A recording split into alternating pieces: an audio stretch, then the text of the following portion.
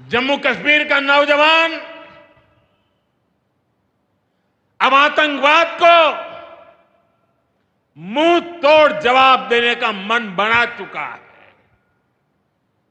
ये वो आतंकवाद है जिसने घाटी में स्कूल जलाए, और सिर्फ स्कूल यानी इमारत नहीं जलाई थी, दो दो पीढ़ी का भविष्य जला दिया था, अस्पताल तबाह किए,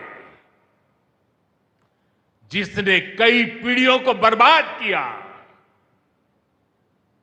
यहां जनता अपनी पसंद के नुमाइंदे चुन सके, यहां चुनाव हो सके, ये भी आतंकवाद के चलते बड़ी चुनौती बन गया था। साथियों, बरसों तक आतंक सहने के बाद जैसे जम्मू कश्मीर ने इतनी बर्बादी देखी थी कि जम्मू कश्मीर के लोगों ने सपने देखना ही छोड़ दिया था। आतंकवाद को ही अपना भाग्य मान लिया था। जम्मू कश्मीर को इस स्थिति से निकालना जरूरी था, और हमने ये करके दिखाया है। आज जम्मू कश्मीर का नौजवान नए सपने भी देख रहा है और उन्हें पूरे भी कर रहा है।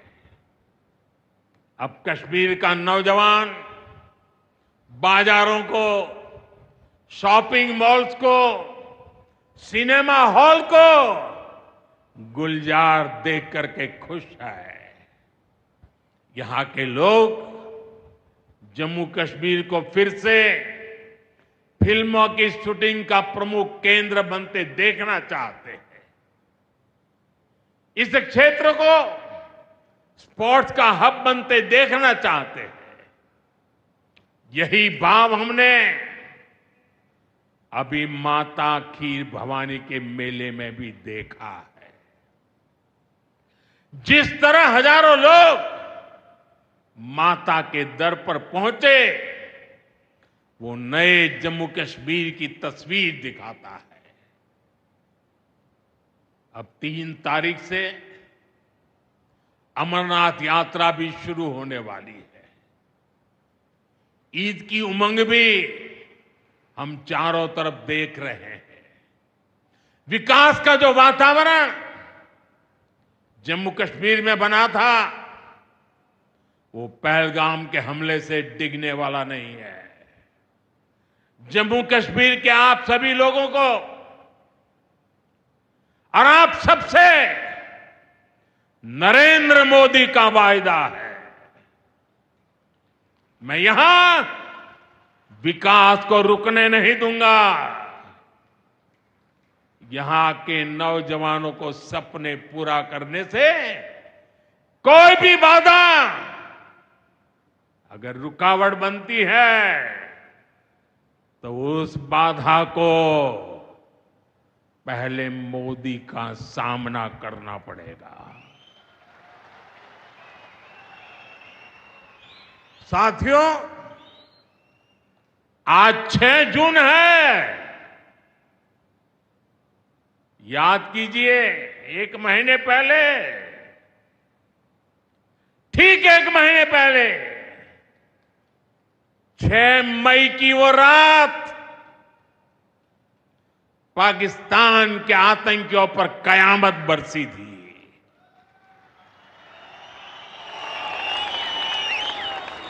अब पाकिस्तान कभी भी ऑपरेशन सिंदूर का नाम सुनेगा तो उसे अपनी शर्मनाक शिकस्त याद आएगी। पाकिस्तानी फौज और आतंकियों ने कभी सोचा नहीं था कि भारत पाकिस्तान में सैकड़ों किलोमीटर अंदर जाकर के आतंकवादियों पर इस तरह वार करेगा। बरसों की मेहनत से उन्होंने आतंक की जो इमारतें बनाई थी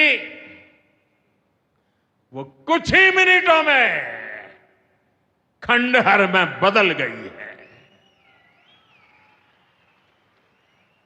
और ये देख पाकिस्तान बुरी तरह बौखला गया था और उसने अपना गुस्सा जम्मू के, पूंछ के दूसरे जिलों के लोगों के पर भी निकाला।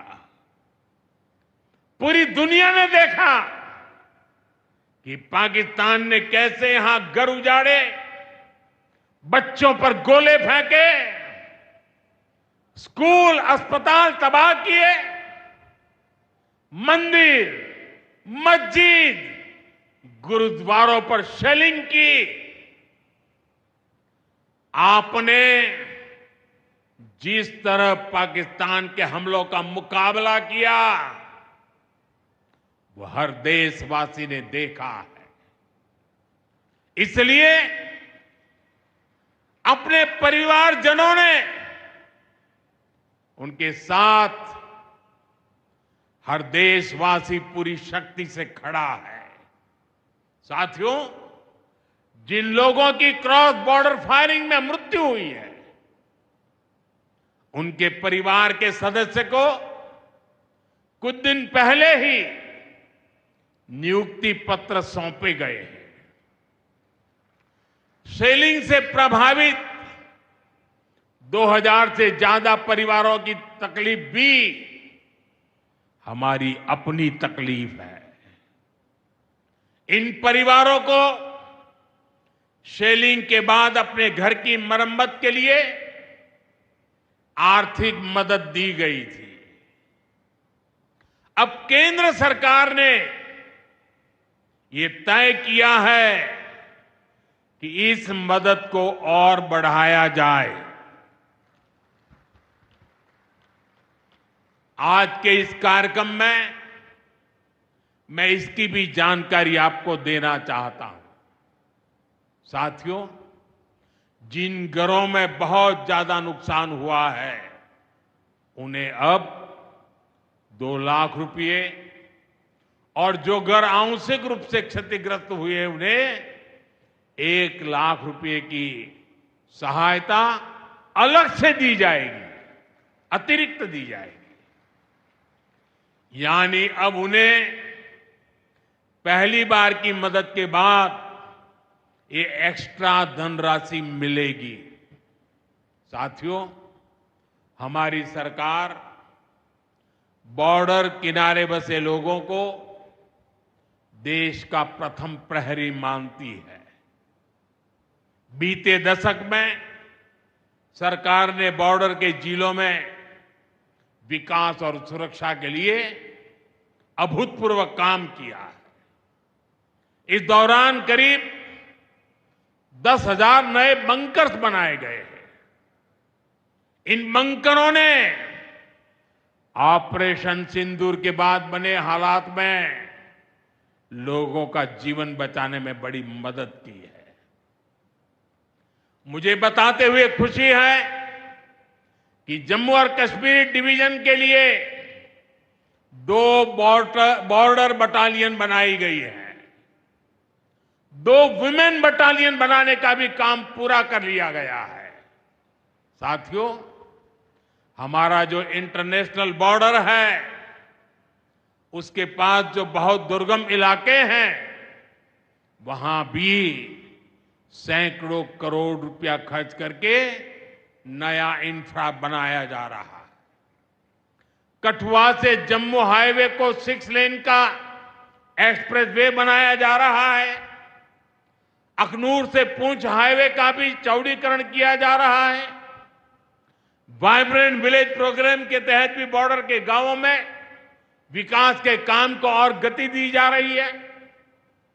जम्मू कश्मीर के 400 ऐसे गांव जहां ऑल वेदर कनेक्टिविटी नहीं थी, उन्हें 1800 किलोमीटर की नई सड़कें बिछाकर जोड़ा जा रहा है।